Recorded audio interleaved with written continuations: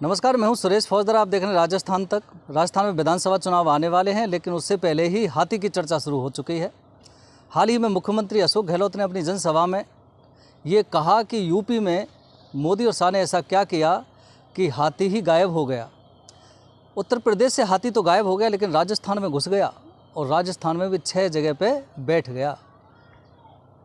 मुख्यमंत्री अशोक गहलोत ने भी इतना ख्याल रखा हाथियों का कि खाने पीने की पूरी खुली छूट दे दी, जिससे उनका पेट भरता रहे और जो उन्होंने चाहा, जो खाने को चाहा या जो उन्होंने डिमांड की हाथियों ने, मुख्यमंत्री अशोक गहलोत ने वही काम किया। 2018 में 6 विधायक बीएसपी की टिकट पर जीत कर आए थे। मुख्यमंत्री अशोक गहलोत की सरकार को बचाने का उन्होंने काम किया, जैसा बताया जाता है, जैसा वो खुद कहते हैं। और फिर सरकार को जब बचा ही रहे हैं तो मुख्यमंत्री द्वारा उनको खुली छूट दी गई और यही वजह रही कि जनता में एक धारणा बनी हुई है, एक आरोप लगाया जाता रहा है कि इन हाथियों ने बहुत बवाल पैदा किया है, राजस्थान में उत्पात मचाया है, क्योंकि मुख्यमंत्री द्वारा पूरी खुली छूट इनको दे दी गई थी। और जब खुली छूट दे दी जाती है तो फिर आतंक मचना स्वाभाविक सी बात है। और अब विधानसभा चुनाव से पहले मुख्यमंत्री का यह बयान बहुत मायने रखता है हाथी को लेकर, क्योंकि उनको पता है कि बीएसपी को जो वोट करते हैं वो कांग्रेस को नहीं देते और वो बीएसपी के लोग उनकी वोट के आधार पर जीत के आ जाते हैं और फिर शामिल तो कांग्रेस में ही होना पड़ता है आखिर में उनको। इसलिए मुख्यमंत्री का इशारा ये है कि बीएसपी को जो वोटर हैं वो बीएसपी को वोट नहीं दे हैं, क्योंकि आपकी वोट कोई काम नहीं आती, इसलिए सीधा कांग्रेस को वोट दी जाए। इसलिए मुख्यमंत्री अशोक गहलोत को हाथी याद आ रहा है। लेकिन हाथी के बलबूते पर ये विधायक जीत के तो आ जाते हैं, 2018 में भी जीत के आ गए थे, लेकिन फिर उस हाथी को भूल जाते हैं। जिस टिकट पर ये जाते हैं उस टिकट पर जीत के आते हैं, उसको भूल जाते हैं। क्योंकि वह हाल हमने देखा था कि भरतपुर में 2 विधायक बीएसपी से जीते थे फिर कांग्रेस में शामिल हो गए, बाजेवली नगर से और जोगिंद्र सिंह अवाना नदबई से।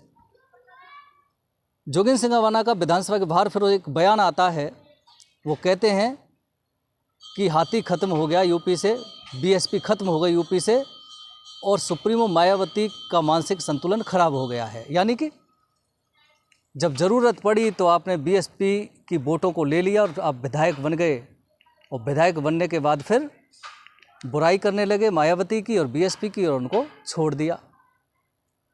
यानी कि लघुता से प्रभुता मिले, प्रभुता से प्रभु दूर, स्वार्थ निभाया और फिर छोड़ दिया। यानी कि हाथी का दुरुपयोग किया जाता है, बीएसपी का दुरुपयोग किया जाता है, विधायकों द्वारा बन तो जाते हैं, फिर उसको धिक्कार भी दिया जाता है। और फिर ये भी होता है कि ज़रूरत पड़ती है तो आगामी विधानसभा चुनाव में अगर लगता है कि बीएसपी के टिकट की फिर ज़रूरत पड़ेगी तो फिर जाओ और ले आओ। तो ये सिलसिला चल रहा है। लेकिन विधानसभा चुनाव आने वाले हैं। मुख्यमंत्री अशोक गहलोत कैंपेन एक अप्रत्यक्ष रूप से कर रहे हैं, राहत कैंप के जरिए जनसभाएँ राजस्थान में पूरे दौरे कर रहे हैं। अपनी जन कल्याणकारी योजनाओं का बखान वो कर रहे हैं और मुख्यमंत्री अशोक गहलोत को लगता है कि जो जन कल्याणकारी योजनाएं हमने चलाई हैं अब कोई रोकने वाला नहीं है हमारी सत्ता को, अब हम सत्ता में रिपीट करने वाले हैं। इसलिए तो पूर्ण विश्वास के साथ दावा कर देते हैं कि मिशन 156 पूरा करना है। 156 सीट लेकर के हम 2023 के विधानसभा चुनाव में आ रहे हैं। दूसरा, मुख्यमंत्री ये भी सोचते हैं कि विधायकों को लिए हमने इतनी खुली छूट दी है और विधायक हमारे मजबूत हैं तो विधायकों के आधार पर सत्ता बनने वाली है। और कार्यकर्ताओं को पूछा नहीं गया, कार्यकर्ता उदास हैं, क्योंकि मुख्यमंत्री अशोक गहलोत को और कांग्रेस सरकार को ये लगता है कि कार्यकर्ताओं की क्या ज़रूरत है, कार्यकर्ताओं के लिए और चारा भी क्या है और स्थान भी क्या है। जब चुनाव आएंगे तो वो तो उनको तो पार्टी के लिए मेहनत करनी ही पड़ेगी। इसलिए पार्टी कार्यकर्ताओं को तो उसी समय पूछो जब चुनाव की ज़रूरत हो, यानी कि जब आपकी ज़रूरत हो। इसलिए विधायकों के लिए इतना किया है, विधायकों के आधार पर हमारी सत्ता बन रही है।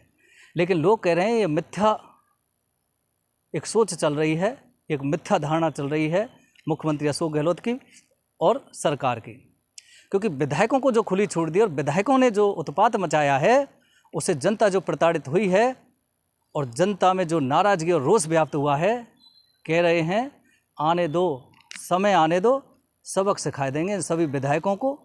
और जब विधायकों को सबक सिखाएगी जनता तो फिर सरकार कहाँ बनेगी। इस तरह की बातें भी चल रही हैं। इसके अलावा जब विधानसभा चुनाव आते हैं तो जातीय समीकरण हावी हो जाते हैं, होते ही हैं, क्योंकि जो भी विधायक चुनाव लड़ता है, चाहे वो बीएसपी से लड़ता है, चाहे कांग्रेस से, चाहे बीजेपी से, सिंबल जरूर उनका पार्टी का होता है, लेकिन जातीय समीकरण हावी रहता है विधानसभा चुनाव का, तो यही रूप देखने को मिलता है। अब मुख्यमंत्री अशोक गहलोत दावा ठोक रहे हैं और हाथी को याद कर रहे हैं, कहीं ना कहीं इशारा कर रहे हैं कि हाथी की तरफ मत जाइए, सीधा वोट को कांग्रेस को दे दीजिए। लेकिन ऐसा होगा नहीं, क्योंकि बीएसपी के जो वोटर हैं वो सिर्फ बीएसपी हाथी चिन्ह देखकर ही उस पर वोट करते हैं, वो कांग्रेस बीजेपी की तरफ नहीं देखते हैं। बहुत हैं, लेकिन बीएसपी के स्थायी वोटर हैं, इसमें कोई शक भी नहीं है। अब बताया जा रहा है कि सचिन पायलट अशोक गहलोत के बीच जो सिलसिला चल रहा है काफ़ी समय से, आलाकमान भी असफल रही है उसको एक करने के लिए, और मुझे नहीं लगता, या जनता में भी ये बात चलती है कि दोनों के बीच इतनी दूरी, इतना गैप पैदा हो गया है कि उसको भर पाना बड़ा मुश्किल होता है। शायद नहीं भर पाएंगे, क्योंकि खटास पैदा हो गई है। कहते हैं राजनीति में ना दोस्त ना दुश्मन, लेकिन जो खटास पैदा हुई है, जो गैप स्पेस पैदा हुआ है, उसकी वजह ये भी है कि मुख्यमंत्री अशोक गहलोत द्वारा जो बयानों की तीर बाण चलाए गए हैं, नकारा निकम्मा और तमाम तरह के जो वाक्यांश उपयोग में किए गए हैं, उससे सचिन पायलट तो आहत हुए ही हैं, लेकिन उनके जो समर्थक हैं वो उससे भी ज़्यादा आहत हुए हैं। और ये जो माहौल एक खटास का चल रहा है राजस्थान की कांग्रेस सरकार में, ये पट नहीं सकता बहुत जल्दी से। इसमें बहुत समय लग सकता है, और समय नहीं बल्कि आला कमान को एक फ़ैसला लेना होगा। उस फैसला कैसा होगा, फैसले पर ही निर्भर करेगा कि ये खाई क्या पट पाती है, क्या खाई ख़त्म हो पाती या नहीं। लेकिन अशोक गहलोत तो ये दृढ़ संकल्पित हो चुके हैं, और बार बार कह भी चुके हैं कई जनसभाओं में कि 2030 तक मुझे राजस्थान का विकास करना है। यानी कि मुख्यमंत्री अशोक गहलोत तो अपना सपना, यानी कि चौथी बार भी मुख्यमंत्री वो बनने की सोच चुके हैं। जब मुख्यमंत्री बनने की सोच चुके हैं चौथी बार अशोक गहलोत, तो फिर सचिन पायलट का स्थान कहाँ होगा। इसलिए ये स्पेस नहीं लगता कि बहुत जल्दी भरने वाला है। बताया जा रहा है कि प्रभारी, राजस्थान के जो कांग्रेस प्रभारी उन परिवर्तन किया जा रहा है। कांग्रेस आला कमान एक बहुत बड़ा निर्णय संगठन में फेरबदल को भी लेने वाला है, क्योंकि विधानसभा चुनाव आने वाले हैं, और मकसद एक ही है कि जो खटास और जो गैप बना हुआ है राजस्थान की कांग्रेस सरकार में, नेताओं के बीच जो विवाद पैदा हुआ है, एक मिसअंडरस्टैंडिंग कहो या एक वजूद की लड़ाई कहो, ये जो पैदा हुआ है, इसको कैसे ख़त्म किया जाए। आसान तो नहीं लग रहा है फ़िलहाल, लेकिन हो सकता है कांग्रेस आलाकमान अगर कोई मजबूती से फैसला ले पाए तो शायद ये संभव भी हो सकता है, लेकिन फ़िलहाल इसकी संभावनाएं नहीं प्रतीत हो रही हैं। तमाम तरह के दावे वादे ठोके जा रहे हैं। मुख्यमंत्री जी आश्वस्त हैं सरकार को रिपीट करने के लिए। हाल ही में ईडी का प्रवेश आपने देखा है, पूछताछ चल रही है, सब काम चल रहे हैं। पेपर लीक तमाम तरह के 16 पेपर लीक हुए, उनका इश्यू छाया हुआ है, करप्शन का इश्यू छाया हुआ है। बीजेपी बहुत दिन बाद सो के जगी है। सेक्रेटरीट में जो गोल्ड और कैश पकड़ा था, बहुत दिन पहले की बात है, वो एक दिन पहले अब विगत दिन जागे हैं और सेक्रेटरीट पर अपना प्रदर्शन किया है बीजेपी के लोगों ने। बीजेपी भी आश्वस्त है कि सरकार तो जाने वाली है, हमें ज़्यादा मेहनत करने की ज़रूरत नहीं है। लेकिन पूरी जो विधानसभा चुनाव आने वाले हैं उसमें दोनों ही पार्टियों का प्रारूप बदलने वाला है, और दोनों के ही आला कमान इस निगाह में बैठे हुए हैं। कांग्रेस का तो बैठा हुआ है इस खाई को कैसे पाटा जाए, कैसे सरकार को रिपीट कराया जाए। बीजेपी के आला कमान देख रहे हैं कि हमें करना क्या है, वो समय आने पर ही क्लिक करेंगे, गियर चेंज करेंगे। क्योंकि वसुंधरा राजे अलग थलग पड़ी हुई हैं, सतीश पूनिया भी अलग थलग पड़े हुए हैं। कांग्रेस बीजेपी जो है वो आज राजस्थान में नेतृत्व विहीन दिशा से चल रही है। बीजेपी को सिर्फ एक ही उम्मीद रहती है कि नरेंद्र मोदी और अमित शाह के चेहरे पर, उनके नेतृत्व पर ही चुनाव हम जीत सकेंगे। लेकिन राजस्थान की जनता भी ये चाहती है कि मोदी और अमित शाह तो मुख्यमंत्री बनेंगे नहीं, इसलिए राजस्थान में बीजेपी का अहम और मजबूत चेहरा कौन होगा वह भी तो देखा जाना चाहिए। जैसे कि 2 बार से वसुंधरा राजे बीजेपी के लिए एक चेहरा थी, लोगों के लिए एक चेहरा थी, पता था लोगों को। लेकिन आज बीजेपी के लिए राजस्थान में कोई चेहरा सीएम के लिए नहीं देखा जा रहा है। इसलिए जनता भी कहीं ना कहीं मझधार में पड़ी हुई है कि बीजेपी में आखिर चेहरा कौन होगा। ये सब समय आने वाला है, ज़्यादा समय नहीं रहा है। बता ये भी रहे हैं कि कांग्रेस की हालत गंभीर होने वाली है आगामी विधानसभा चुनाव में, क्योंकि जिस तरह से विधायकों ने जो तांडव किया है और सरकार में जो एक करप्शन हुआ है, पेपर लीक हुए हैं, युवा परेशान रहे हैं, किसान परेशान रहे हैं, बेरोज़गार परेशान रहे हैं, आपसी लड़ाई रही है, आपसी एक दूसरे के प्रति गलत बयानबाजी रही है, ये सभी कहीं ना कहीं कांग्रेस सरकार के लिए घातक सिद्ध होंगे। इसलिए लोग कहते हैं कि समय ज़्यादा नहीं है, लेकिन कांग्रेस सरकार को बहुत बड़ा खतरा पैदा हुआ है। काफ़ी समय से वो उनके विधायक ही उनको नुकसान करने वाले हैं। और अगर कांग्रेस सरकार का कमज़ोर होती या कांग्रेस सरकार रिपीट नहीं करती या कांग्रेस सरकार का वजूद ख़त्म होता है राजस्थान से, तो उसका श्रेय सिर्फ कांग्रेस सरकार के विधायकों को जाता है। उसका श्रेय सिर्फ उन विधायकों को भी जाता है जो कांग्रेस सरकार में शामिल हुए।